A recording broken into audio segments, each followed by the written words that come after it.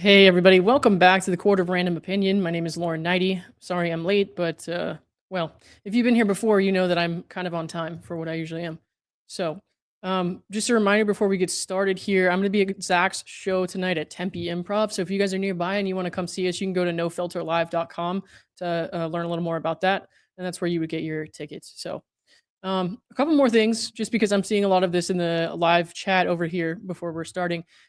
This thing between like the two creators who are fighting, that's not for me. I'm not doing the public fighting. I don't like to say shit about other people on my videos and start fights with them. So it's not for me, not for me to comment on, and I'm not going to. So all right.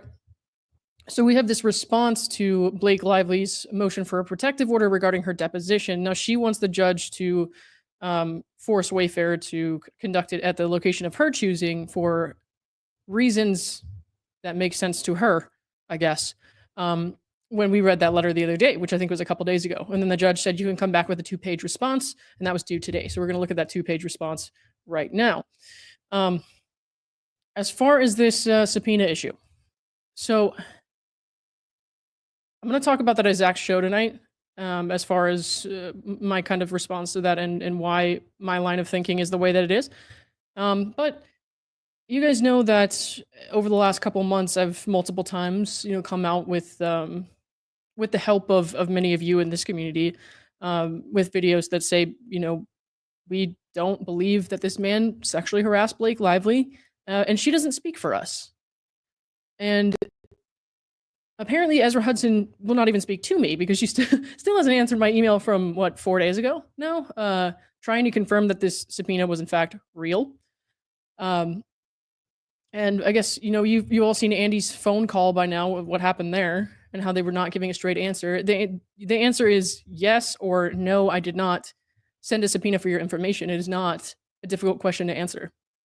So that in itself, even if it did turn out to be fake, which I don't think at this point it will, because we've had, multiple reps for Google and YouTube confirm that it was real, as well as some people have talked to their lawyers who went ahead and looked into it. Even if it turned out to be fake, the fact that you would not just say, no, this did not come from my office, I don't want my name on this, this is not from me, that says a lot. So I think it's a ridiculous invasion of privacy. But again, I'm going to talk a lot about my reasoning and my thoughts behind the whole thing at Zach's show. So, but I do know what I'm going to do, which is I'm kind of working with everybody right now that we've connected with, people who got these emails about the subpoena notification, and whatever they're doing as far as fundraising and stuff like that. I'm absolutely on board with everybody, and I want to help do that. And any other kind of letters or motions or anything that need to happen, I'm on board with them to do that. I know they're trying to help out a lot of the smaller creators who can't afford an attorney to help with that. But what I'm going to do, actually, and I know a lot of people aren't going to agree with this, but this is what I want to do. I'm going to write mine myself. I have a lot of really good attorneys in my corner, close friends who are not from YouTube or anything like that. They're in my personal life who are going to guide me on how to go about this. They're not going to write it for me or anything like that, but I want this to come from me and be in my own voice, in my own words, and I'm going to write my own motion. If I lose, then that sucks, and I lose. But I came out and said, I'm a survivor of some of the, terrible abuse that a lot of people in this community have also unfortunately experienced.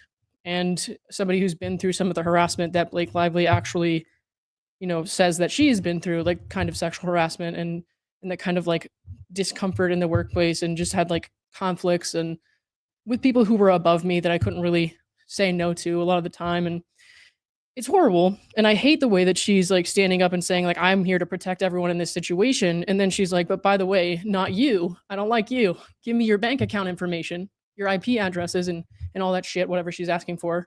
So if she wants to take that from me, she's going to have to come and take it. I'm not going to give it to her, but that's going to come from me. So like I said, if I lose, I lose, but this is how I want to do it. So, all right. I'm probably not, I'm a little flustered still. I'm a little anxious. So I'm probably not my words are probably not coming across well right now. I'm not explaining myself too well, you know what I mean? And I need some time to kind of sit with this and let everything kind of sink in and, let some of the anxiety subside before I can really get into my reasoning in a super, I don't know, what is the word I want to use? In a way that's like more like clear, concise, and makes sense, So my brain is kind of a little scrambled about all this right now, but all I can tell you is that is how I'm going to approach this as far as the quashing that motion. I'm going to do this myself. I will 100% work with everybody as far as like raising money for the other creators who need help with this and that kind of thing. As far as like any letters that need to be written, like I said, 100% on board with everybody. I think everyone should support each other right now, and I appreciate that many of us have been able to do that already because we've been able to identify a lot of people who have been put into this situation. But I'll say again what I said on Twitter earlier today, because there's lots of comments going around, or like screenshots of comments of people who think we were involved in like dead drop communications or something and all kinds of crazy shit. If the roles were reversed and some like Blake Lively creators were being subpoenaed for this information, I would think that was absolutely ridiculous and an invasion of their privacy, because they have a right to their opinion even when I don't like it. Okay. A lot of them I won't interact with because I feel like their opinions are it's like targeted towards the personal, they're like personal attacks against the other creators. My opinions, I try to keep it mostly to these public figures involved in this like lawsuit that's of high public interest. But I preemptively block a lot of these people because I'm like, I honestly just don't want to fight with you. But at the same time, I understand that they have a right to their opinion even when I don't agree with it, even if I really, really don't like it, even if they really don't like me, even if they think I'm a terrible person and they want to call me all kinds of names and mock my appearance and all kinds of stuff. They have a right to think those things. They don't have a right to harass me with it, which is why I do the blocking in the first place. It's like I just want to prevent this from happening because I can see that this is probably going to be a problem at some point. But, I think that they have their rights, and I would never think it was agreeable to do that to them. So I feel like, putting out these conspiracy theories are kind of crazy. So, but yeah, I'm going to do this myself because I think that it is ridiculous for somebody who, clearly, in my opinion, clearly was not sexually harassed to then pick on smaller creators, especially someone who says, hey, I've been through this. I don't believe what you're saying. Here's why. And I think this is wrong. And to try to drag them into a lawsuit and put them in financial ruin for attorney's fees. Kind of scare them out of talking. So I'm not going to crowdfund for myself. I understand, as a whole, we're probably going to need a lot of help just among everybody. And so I'm going to help raise money just like generally for the fund, okay, for other creators. But I'm not taking anybody's money for this because this is my fight. I want to fight this myself. So, and that is my decision. So, but I'm definitely still, like I said, 100% on board with everybody else and supportive of what they're doing. And I'm here to assist in any way that I can. So just to be clear, this is not me saying, no, I don't want to be involved with anybody else here and I don't want their help and I don't want to help them. That's not what I'm saying. I'm just saying this lady decided to come after me. So I want to be the one to fight her. Those are going to be my words on those pages. And that's that. So why don't we get into what we came here for? Because I've been rambling for a while. And I apologize that I got a little shaky there probably because it is very difficult to talk about my own abuse and my own experiences, and I try to be vague. So when I'm, a little more calm about the whole thing, I can be more articulate and I will share that. But, just doing the best that I can for today. So why don't we do this?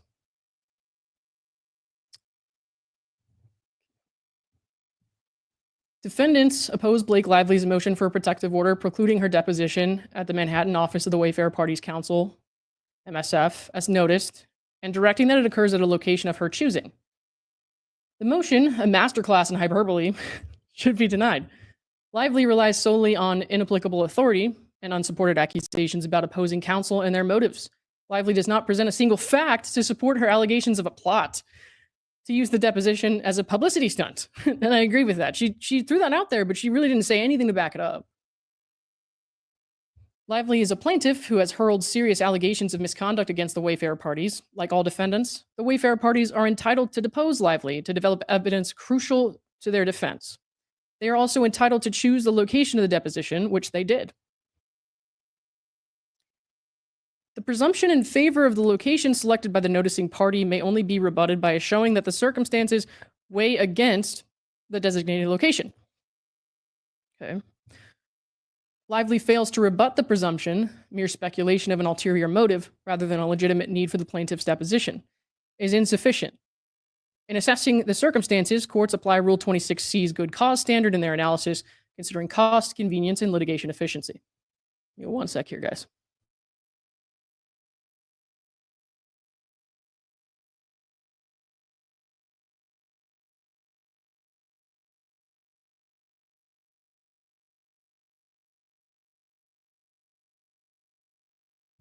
Okay. The cost factor is neutral because the difference in cost between the parties' choices of locations is negligible. As Lively notes, the locations at issue are a mere mile apart. Okay, I'm gonna look at these footnotes because I missed a couple. Yeah. Wayfarer Studios' notice of deposition is not confidential and heretofore was publicly filed because hers, I guess, was redacted a lot, if I remember correctly. Which I don't really know if that's normal or not in like higher profile celebrity cases. I have no idea. All right. The primary causes upon which the motion relies, and this is footnote 2, are Securities and Exchange Commissions versus, and I don't know who that is, so I'm going to skip through this, in which federal courts declined to compel parties to travel to Pakistan. What? What? Okay. In which federal courts declined to compel parties to travel to Pakistan. Pakistan?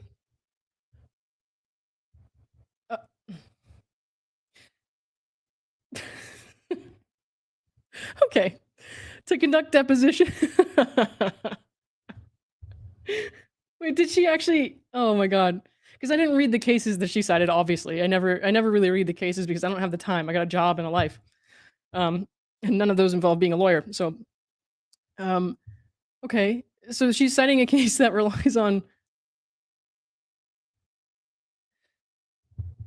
Okay. Federal courts declined to compel parties to travel to Pakistan to conduct depositions given State Department warnings of the targeting of the United States citizens by terrorist groups in Pakistan. That is not the case here. Okay. All right.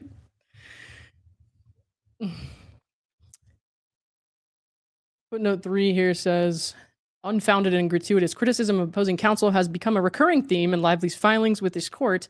Perhaps Lively is merely trying to deflect from the, is it paucity? I don't know that word, guys, of her claims, which will be highlighted by her deposition testimony. Whatever her motive, the barrage of assaults on opposing counsel and persistent bashing of Mr. Friedman in particular is improper. And then the last one here says, the party who wants to depose a person must give reasonable written notice, stating the time and place of the deposition. And I think that has to do with them filing it publicly. Yeah, it does. Okay. Or the location thing, whatever. Okay. As Lively notes, the location at issue are are a mere mile apart. The convenience factor involves consideration of the convenience of counsel, where the witnesses are located, and the extent to which travel would disrupt the witness's affairs. Well, it's not travel to Pakistan, is it? This factor favors the Wayfarer parties. Lively resides in Manhattan, and hence travel will not disrupt her affairs. Litigation efficiency strongly favors the Wayfarer parties. The relevant records are voluminous, over 21,000 documents and 200,000 pages, and the Wayfarer parties' counsel may well need to access, print, copy, and mark additional documents during the examination.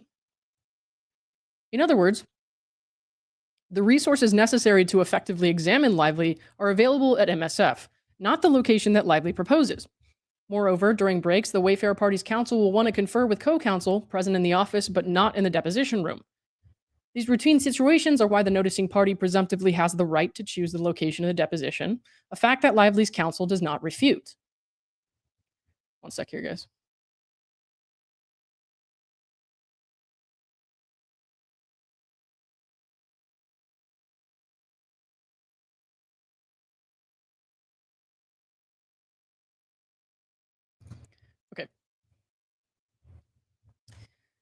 Lively gives short shrift to the relevant factors. Instead, Lively feigns concern about security. Without a whit of evidence, Lively contends that if the location is not changed, she will be assaulted by hordes of paparazzi. Well, didn't I see something about, I don't know how if this is accurate or not, but I did see something about her hiring a stylist. And I don't know if that's accurate or not, but that was funny.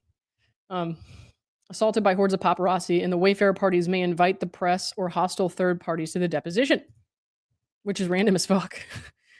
This is not only fiction, it is nonsense. MSF is located at, and they put the address there, which is a Class A commercial building owned and operated by SL Green, Manhattan's largest office landlord. The building has a non-public entrance. Wow, sorry. And MSF has a private and secure space in which Lively and her counsel can wait and or meet during breaks. If Lively is truly concerned about parading through paparazzi, we trust that the professionals that she has already engaged can ensure her safety or her safe entry into our building. Lively is welcome to have her security staff accompany her into our office and secure her exit upon the completion of her examination. Lively avers that the Wayfarer parties have not denied or refuted Lively's allegations and are manufacturing a public spectacle by requiring her to attend a deposition at MSF. The Wayfarer parties had no obligation to continuously respond to the barrage of emails from Lively's counsel unilaterally dictating where she would be deposed based on their contrived allegations of some intent to make a media show of her deposition. It is not the Wayfarer party's burden to defend their chosen location. It is Lively's burden to rebut the presumption that the chosen location is proper. Further, the Wayfarer parties were not obligated to identify those who would be attending the deposition a week in advance as she demanded. 5 here, it says, the footnote says, the attendees will include counsel and potentially one or more Wayfarer parties. Okay. I mean, that seems pretty basic. It is ironic that Lively alleges that the Wayfarer parties are trying to generate press interest in her deposition, given that she tirelessly ensured the New York Times widely publicized her allegations and that her representatives provided a self-serving quote to the media about the motion. And then footnote 6 here says, see this People article, Blake Lively slams Justin Baldoni's team for trying to turn her deposition into a public spectacle. What was the actual statement they gave?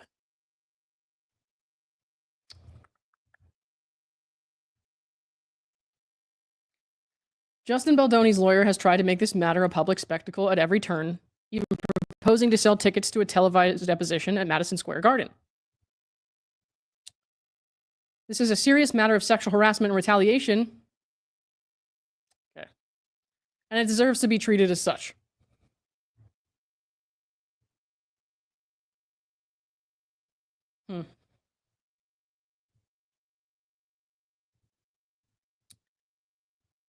And I remember when they wrote their thing and said that the Madison Square Garden comment was a threat, which is a fucking hilarious use of the word threat. Because wow. So serious they went on SNL. Yeah. What's up, Bushbirds? If you guys don't follow Bushbirds, you should. They're funny. All right. Although Lively's foot stomping and use of her celebrity status may have enabled her to seize control of the film, which is the crux of this dispute, her counsel's tantrum has no place in this court. Lively is bound by the federal rules of civil procedure like every litigant and is not entitled to preferential treatment, especially to the prejudice of the Wayfarer parties. All right, then. And like I said, they could only write 2 pages for the judge, so that was it.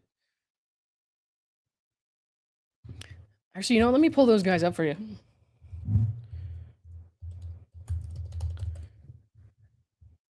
Here they are. And if I could get them, yeah, the mod put that in the chat.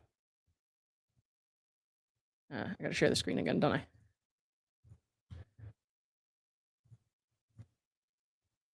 There they are. These are my new friends. They're pretty funny. They read comments and stuff, and they were going back into the history and showing like the criticism about Blake Lively being cast in It Ends With Us started a long time ago, and then also that she had issues, like serious issues with her reputation a long time ago, like up to 7 years ago and beyond that. So, yeah. Okay. Let me run through these real quick. Irrelevant Photons, thank you for the $5. Lively's Tantrum has no place in this court. Well, I agree with that. April Love, thank you for being a member for 3 months. We rock with you, Lauren. Oh, thank you, April. I appreciate you. Pandora Fox, thank you for the 5. Lauren, we are with you. You are brave and generous. I'm sorry this is happening to you all. Sending lots of love. Well, love back to you, and thank you very much. Appreciate it. Lori Lundquist, thank you for the $10 super sticker.